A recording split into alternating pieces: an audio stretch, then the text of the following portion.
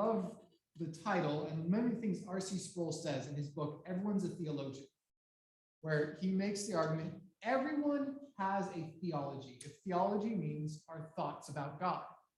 The question is, do we have a good theology? Is our theology correct? Not do we have one? That makes sense? Because all of us have some kinds of thoughts about God one way or another. It was either A.W. Tozer or A.W. Pink who said, no man can grow bigger than his thoughts of God. So let's start off with some thoughts. What are some examples of people being theologians? What are thoughts of God that we have? All-knowing, all-powerful. Okay. Doesn't need anything. Yeah. Creator of the universe. We have good Beyond Christian time biblical and things. space. Yeah. Beyond. Oh. What are some other ones? What are normal everyday thoughts of God people have? God is good. God is good. Yeah. And you're like, what does it mean? Yeah. Good, right? That's a good question. Yeah, for sure. Other things. Maybe this is stretching a little bit, but movie, universes are very popular. You got like big, Marvel movie series, and at some point they have to start talking about how did everything begin and how does everything end, because that's what dignifies the story, like all the sacrifice of things. Yeah. So now even as a surprise, they're trying to talk about what's the end of the whole universe going to be, and one show it'll be just some guy there at the end of the universe and has witnessed all history unfold, and that's it. Or you talk about the beginning and you have like Titans or whatever. And that's all theology. That's how you think about what dignifies what we're doing now is how did things start, how did things end. And you can't talk about that without having some idea or concepts about God or gods or the real story of the universe. Yeah. Even those comic book movies have theology. People say when God, I was born this way, or I was born one way and I want to be different. Those are statements about God, because our Creator and how our Creator made us. That's a theology we have. And I think we often throw it up to God. Oh, go ahead. Forgiveness. Yeah. I think, in good sense and bad, and I'm simply like, well, God knows my heart. He'll forgive me. Okay, well, why? Why is God forgiving? Now, what I want to try and say, and I think what Jesus is trying to say in Luke 12, is the fact that our theology should affect our everyday life, because it does. Like what we think of forgiveness, what we think of beginning and ends, all these things. And Jesus actually calls us to every single moment of every single day be ready for his return. And so we have to have the theology of his return in our lives, because that's going to affect the way we live, the way we water the plants, to the entertainment we take, to the Bible studies we do. Like Jesus' imminent return matters. But first, Luke chapter 12, let me give a little context here. So in Luke chapter 10, you can see Jesus is in that northern part of Israel, in Galilee. He's going around and is kind of left the kind of Pharisee stronghold down in Judah. And in chapter 11, he condemned the Pharisees directly. Then in chapter 12, verse 1, he began to say to his disciples, beware of the leaven of the Pharisees, which is hypocrisy. So he begins to address the disciples because saying, I want you guys to learn and to know. Then right after this, he gets into this parable, probably what is one of the most challenging parables for our day. Luke 12:22. I tell you, do not be anxious about your life, what you will eat, what you will drink, nor about your body, what you will put on. Like, come on, it's like telling us not to be anxious. It's everyone's life. And the why then is given in verse 32. Fear not, little flock, for it is your Father's good pleasure to give you the kingdom. Don't be afraid, Don't be anxious because your Father wants to take care of you. Then he gives another parable to motivate us. And this is the cool thing. He's like saying, okay, I want you to understand, not just you have a good Father, but you have a God who serves people like you. Now, there are two types of servants in here. So we're going to have 2 points, and we'll walk through these together. If you're taking notes, you can see this is 2 reasons you must stay ready for Christ's return during anxious times. 2 reasons to stay ready for Christ's return during anxious times. I was in the height of the pandemic and all the lockdowns, so I first was going through this passage, but I think it still applies. There's still so many things to be anxious about, right? And so the first servant he addresses is the good servant. In verse 35 through 40, he says, stay ready so that you receive the incentive or the reward. Stay ready so you receive the incentive or the reward. Luke 12, 35 through 40, he says, stay dressed for action. Keep your lamps burning. Be like men who are waiting for their master to come home from the wedding feast, so that you may open the door to him at once when he comes and knocks. Blessed are these servants whom the master finds awake when he comes. Truly, I say to you, he will dress himself for service and have them recline at table, and he will come and serve them. If he comes in the second watch or in the third and finds them awake, blessed are those servants. But know this, if the master of the house had known at what hour the thief was coming, he would not have left his house to be broken into. You also must be ready, for the Son of Man is coming in an hour you do not expect. So, stay ready so you get your reward. And in verse 35 and 36, he's like, hey, servants, be ready.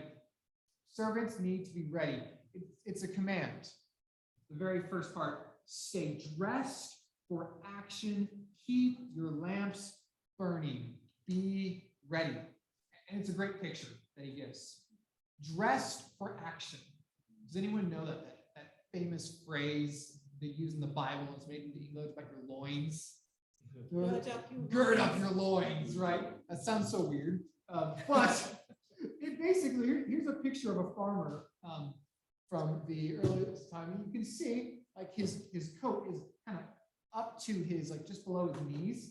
And you can kind of make out in the picture a little belt. And as you can see, like there's like a fold in his cloak right near in the front of him. And basically, they would just take long flowing garments and they'd pull them up around the waist and tie them there so you could move quickly, because you have to be ready to run and act and work and serve. So in our house, for example, whenever our kids enter, we have our kids take off their shoes. People come and visit, and we're like, do we have to take off our shoes? Well, you don't have to, but we do. It's not an enforced policy. And so, I don't know about you, but when my little kids and my family, it's a big effort to get everyone's jackets on, to get shoes on, sometimes to get socks, and then there's tying shoes and putting the straps on. It's a big ordeal. So there's a process we go through, and when we're going to get ready to leave soon, like we have to leave, what do? We get everyone's shoes on before we have to go. So as soon as we need to, and they're always like, you have special permission. You can walk around the house with shoes on right now because we need to go on time.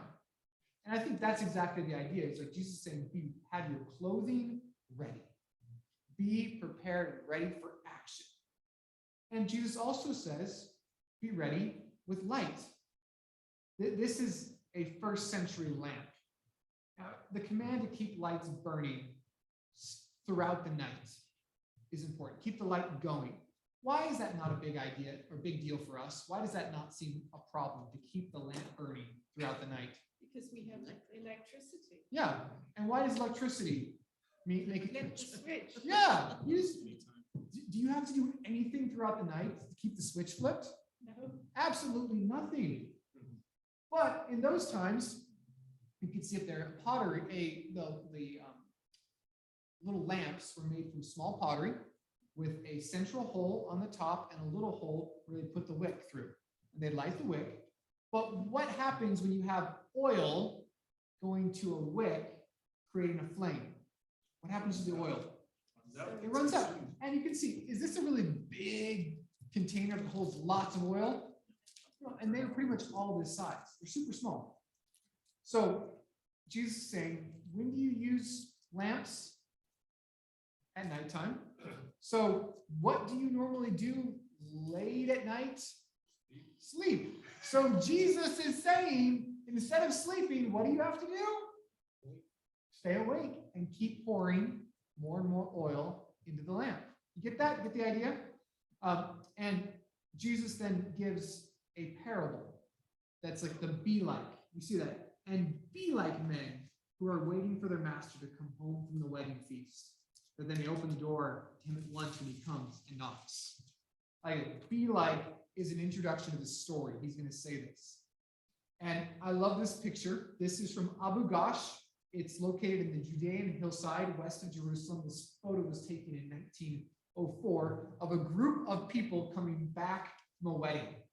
Now, you got to understand in those days, weddings would last for days and days and days. And you wouldn't always know when the wedding would come to an end because they're like, hey, we got more wine, let's keep partying. And they would just go longer and longer. So it's not like, oh, I know my master's coming back today. I don't know when this wedding is over and I have to be ready. And they're around the same time. I love this little picture. Here's an ancient ruins of doors. The idea was servants would have to stand there and be ready to open the door for the master. Yeah, so we're not talking just one night. We're talking days and days being ready to greet the master at the door. And if they greeted the master, he doesn't just say greet the master or you'll be punished. He says greet the master so you will be blessed because this master comes to serve. Verse 37. Blessed are those servants whom the master finds awake when he comes. Truly I say to you, he will dress himself for service and have them recline at table, and he will come and serve them. Now, this is meant to shock them by God's kindness, because this doesn't make sense, right?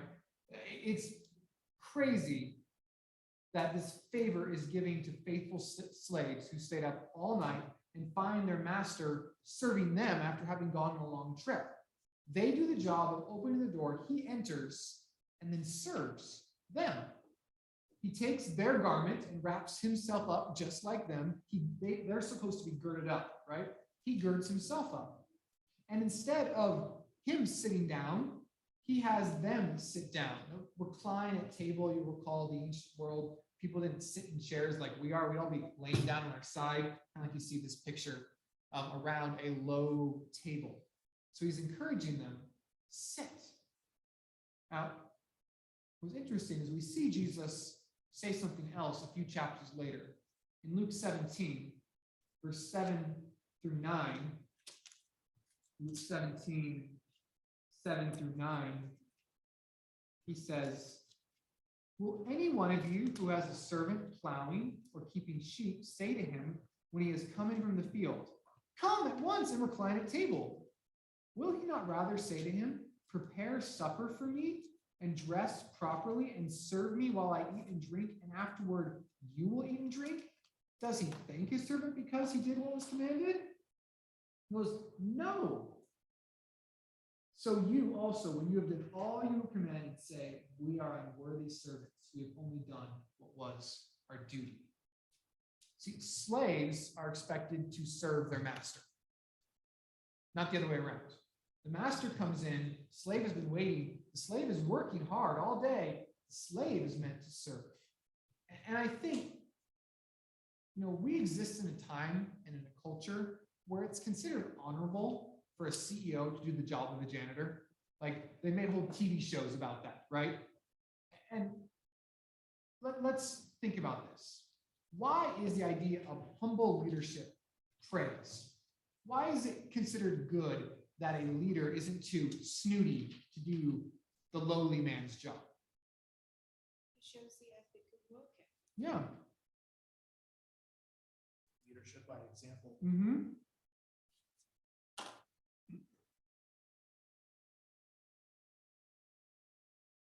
why do people appreciate a leader who's willing to get his hands dirty too?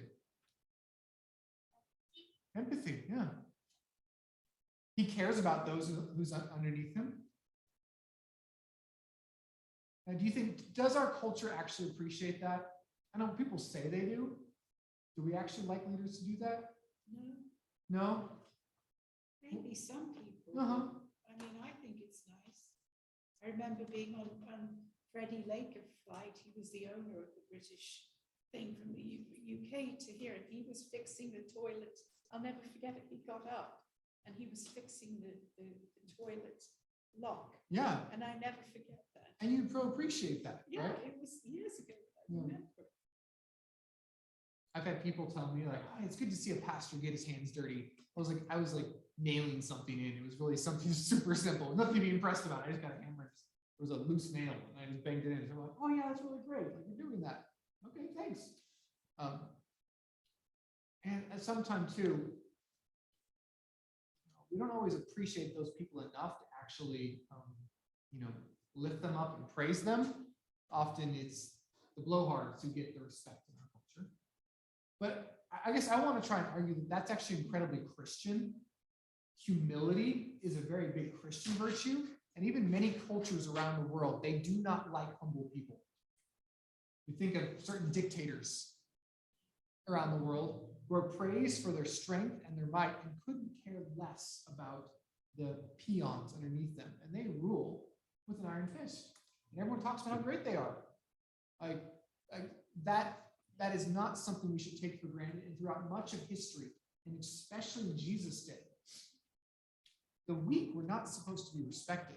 The weak were supposed to be stepped on because they allowed you to do other things. And it would be unthinkable, even today, for your boss to come and do your job because that's what he pays you for. Like maybe if there was an emergency and you had to step out, yeah, okay. But for just he's coming back, you've had all this time to prepare, and he comes and serves you. You guys get how this is supposed to be a shocking thing that Jesus says. He serves. But there is a but. Because the master is supposed to come unexpectedly. Verses 38 through 40. The master comes unexpectedly.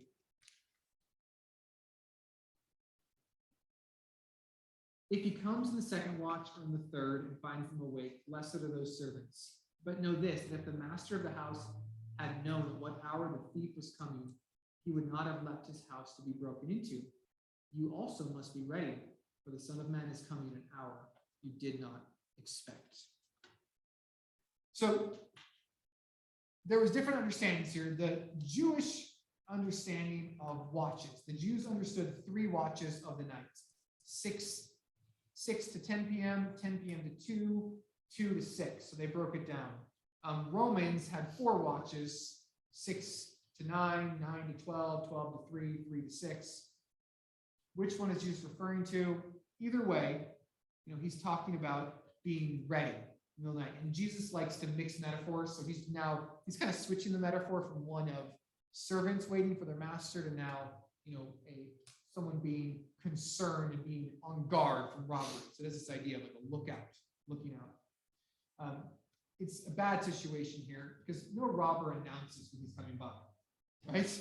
Or else, what would happen if robbers just sent out an announcement and said, "We're going to be stopping by your house at this time to rob you"? Police would come. The police would come. They'd never get anything, right? That defeats the whole purpose. And so, in the same way, God does not announce when He is coming. Jesus is not going to announce. Every time someone has ever said, "Oh, here's my prediction. I found the secret code in the Bible, and I know exactly when Jesus is coming," how many times have they been right? And it's funny because they keep predicting, and people keep listening to them when they're on their 5th prediction. But verse 40 is very simple. Be ready. Why? Why does verse 40 say we should be ready? Look in your Bible. We don't know when he's coming. Yeah. Mm-hmm. The hour you don't expect. Yeah. But he is coming back. Clearly. Sure. And when Jesus comes back, he's coming with the judgment seat. He's coming not to, serve, but to judge. And his judgment is going to be faithful servant of his righteous ones. Now, we believe, and our church teaches, that the raptures of all believers will take place very quickly. Jesus will return, he'll gather, he'll call his people up into the air with him. Very different understandings of that. We're not getting into that tonight. But we believe after that comes the great judgment, and all will receive the reward or condemnation. As Colossians 3:23 says, whatever you do, work heartily as for the Lord, not for men, knowing that from Christ you will receive the inheritance as your reward. You are serving the Lord Christ. Colossians 3:23 and 24. That our good deeds earn us rewards from him, but our bad deeds are just burned up. 1 Corinthians chapter 3, verse 12 says, if anyone builds on the foundation with gold, silver, precious stones, wood, hay, straw, each one's work will become manifest, for the day will disclose it. But it will be revealed by fire, and the fire will test what sort of work each one has done. If the work that has been built on the foundation survives, he will receive a reward. Same truth. But if anyone's work is burned up, he will suffer loss, though he himself will be saved only through fire. There's a great promise. Like all the bad and wasteful moments we have, those get burned away. And we'll still be saved. But the good things we do, the ways that we serve Christ, our good works don't save us, but they do bring us rewards that the Lord has laid out for us. Now, we got to be ready, waiting for our Master, Jesus Christ, right? No trouble, easy. And I know some of you guys are late nighters. There's the morning sparrows and there's the owls. There's the late night owls, right? And you're like, man, I can stay up night. I can, no problem. Either it's playing video games, watching TV. Somebody's like, actually, I do my best work like, midnight to 3 a.m. in the morning, and you can do stuff for the most. We're like, man, staying up late at night, no problem. Sheesh, 3 a.m., still not a problem, right? Even Pastor Yuri, you just chuckled at that one. No, 3 a.m. too late. But have you guys ever seen one of these machines? It's so cool. This is a bike that powers, that creates electricity to power a device. Right? And so I had one of these at the university when I was in college, where you could plug your computer in to this bike, and as you biked, it would charge up your computer. And so the whole point was to get exercise while you're to motivate you, so your battery would charge up. It was a clever idea. And you might hate pedaling. This is the idea: is you have to keep pushing, even though you might be exhausted. Push to be able to get the power that you need. And this is Jesus' idea here: is the idea of putting the oil in, being ready to work. It's not just, it's easy for me to stay up. It's I have to keep working hard into the moment that my master arrives. So let's think about this.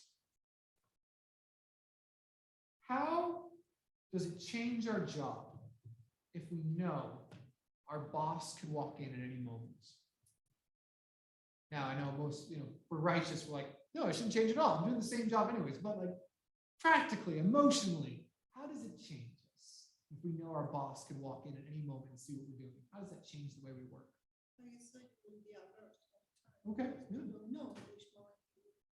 Yeah. So you have to be alert when you kind of see everything. Mm-hmm. Stressed. Yeah, it'd be very, That'd be very stressful. stressed. I'd be so Yeah. stressed. Yeah.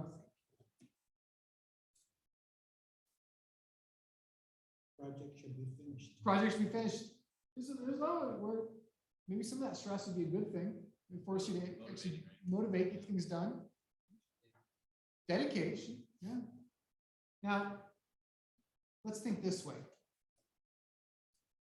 After what we just said, we said Jesus comes not to say, hey, what you have gotten done. He comes to serve and to give rewards and blessings. So why should Jesus coming to serve us motivate us to serve him better now and not just be lazy? Makes sense? Let's think of it practically. Why should Jesus coming to serve us make us serve him better?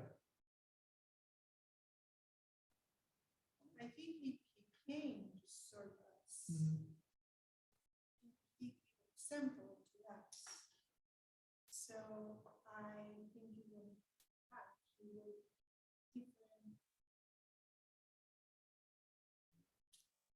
different platform, like we said, maybe like we come back to this church, but also to church.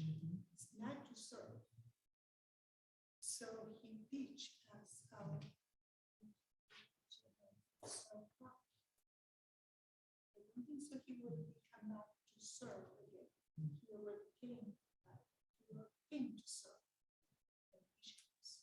I hear that because he is coming to judge, and we're going to get there in a second. I was about to say that. He will. But he does clearly say, you know, he uses this this parable to explain he's coming to serve. When Jesus returns. But I could understand that. Yeah. When he said he's came here to serve, and so it's partly he is serving now, present. And this future means you have to keep going, keep the lamp with oil, mean you keep study the Bible, keep praying. That is the meaning of the oil in the lamp. Day and night, whatever you do, like He's serving so be dressed with what? With the word of the Lord. Yeah. So when he can, or he will come back. Yeah. That's what I understand. Yeah. And I think that's what, like, with what Colossians and 1 Corinthians were saying, that he comes to reward, but also to burn up all the stubble and hay that we put upon his foundation. So I think you both are true. Right? Rewards come in his service to us, but also there is judgment coming. Oh yes, absolutely. Yeah. Yes, absolutely. Yeah, I'm afraid. Yeah. Does oil perhaps mean the Holy Spirit? I wouldn't read in too much into the parable because the point he's trying to make is not, okay, keep the Holy Spirit. His point is just to be ready. Like that's, that makes sense. and whatever that might look like, his point is just be ready, and he's using the oil as an image like of that. It says be like them. Okay, go ahead. Need more oil to produce oil.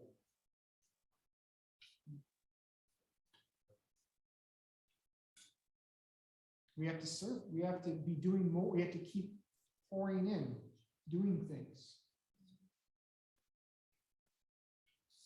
Doing things for good. Or for what? That's a good question. So how much you have to do to be saved? Like so it's more to serve the Lord and ask him to guide us. It's good to serve other brothers and sisters. It's good, yeah. But some people sometimes they pass across the line and they got God. And they do always good deed all the time, good deed. And then where's the Lord? Yeah. So that's my question for you. So I said, when you said we have to serve who or how, when, so it's the line is so fine, so it's very, we have to be alert for that. Because there's the Be danger vigilant. Yes. where we could be doing so much for people that we're really fearing people rather than fearing God. Right.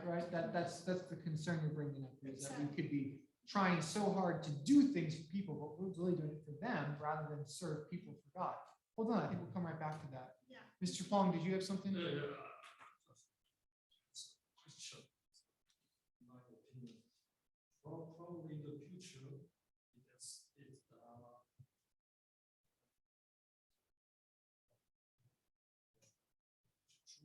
Jesus said we are going to be associated in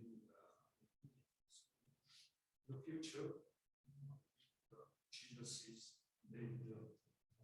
head of church, and we are church. So Jesus prophesied in the future what's going on, I think. So we and Jesus must be closely connected, associated, and we should probably work hard to serve each other. I think, like you say, that when we do work hard to serve him because we trust him, we do what he says, like that actually should be a great comfort to us because we're doing what he knows how the story's going to end, right? Like he knows he prophesied, I think you said, right? He prophesied, here's what's going to happen. That's a great point, I think. Yeah. And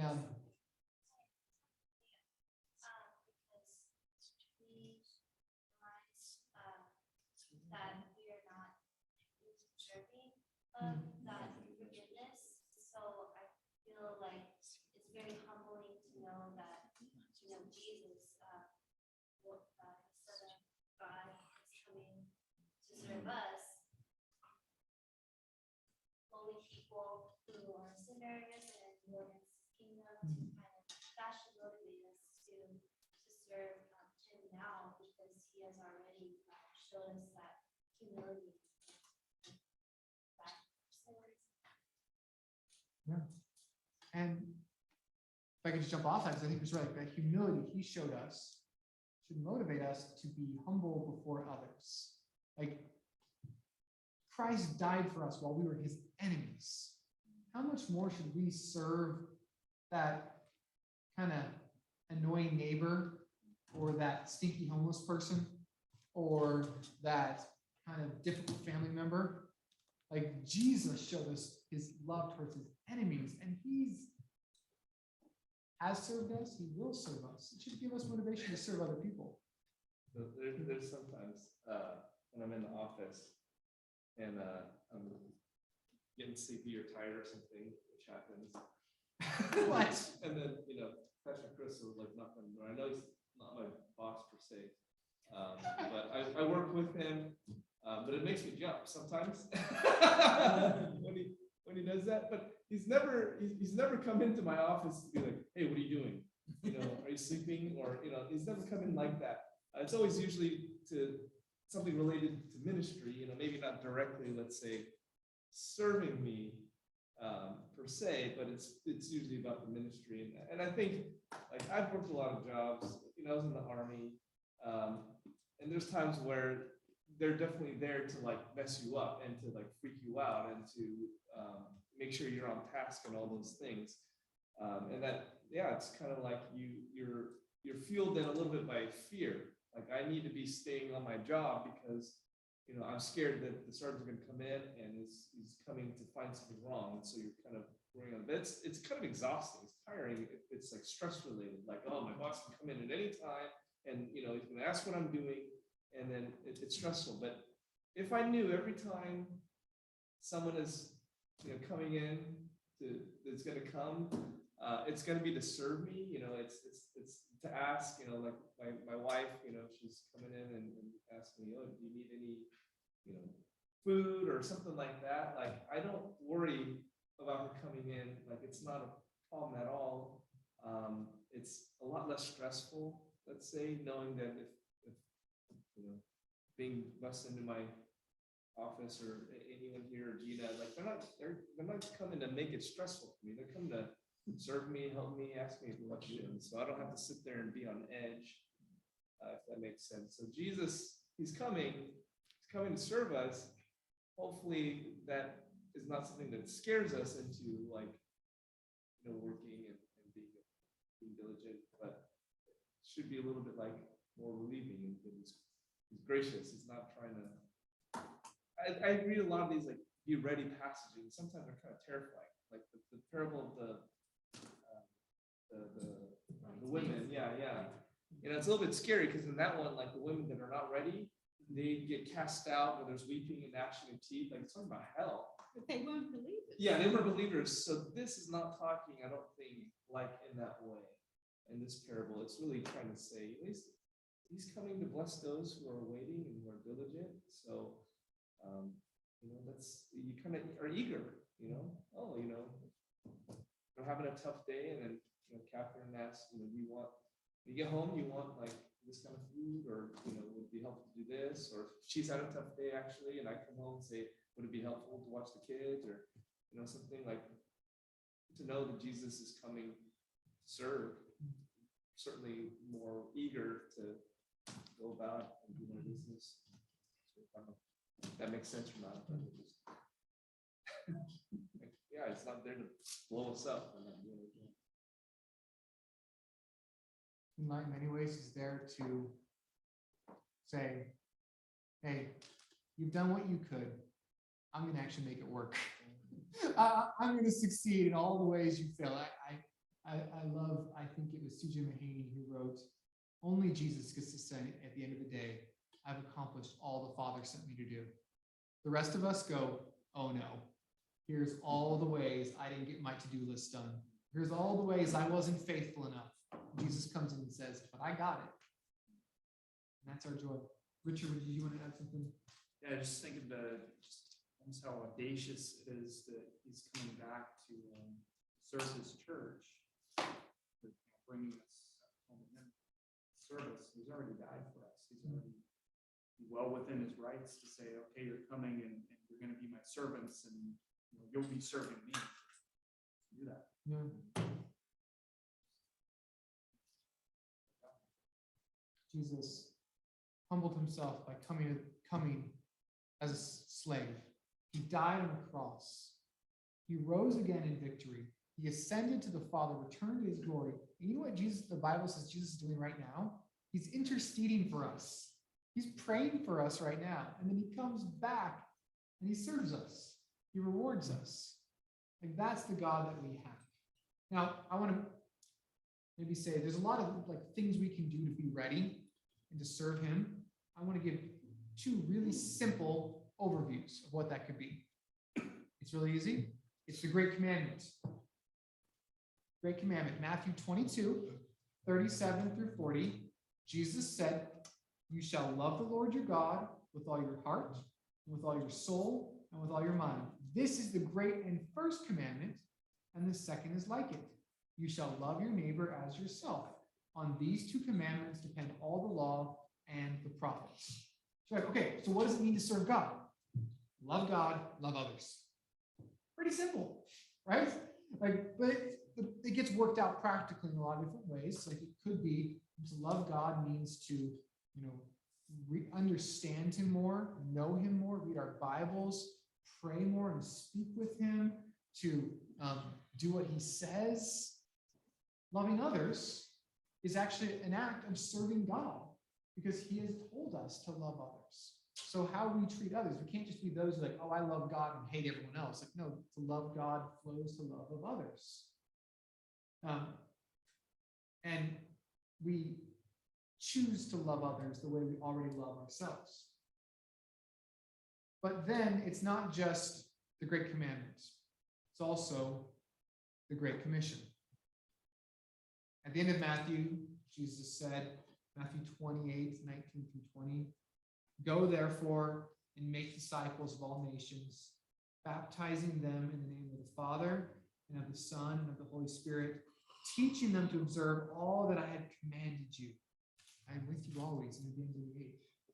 Right? So we have a mission, not just to love others in all kinds of ways. Like, people argue about what it means to love others. We have a mission to tell others about Jesus.